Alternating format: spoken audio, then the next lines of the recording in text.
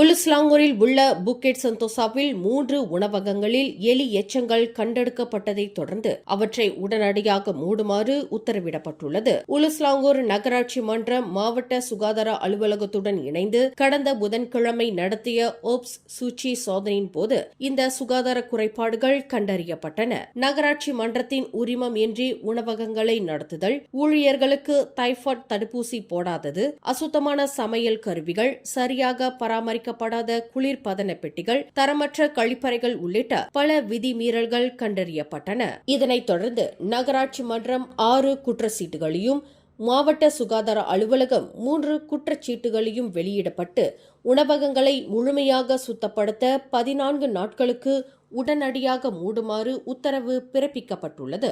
உணவக உரிமையாளர்கள் சுகாதார தரங்களை உறுதி செய்து பொதுமக்களின் பாதுகாப்பிற்கு முக்கியத்துவம் அளிக்க வேண்டும் என்று உலுஸ்லாங்கூர் நகராட்சி மன்றம் வலியுறுத்தியுள்ளது.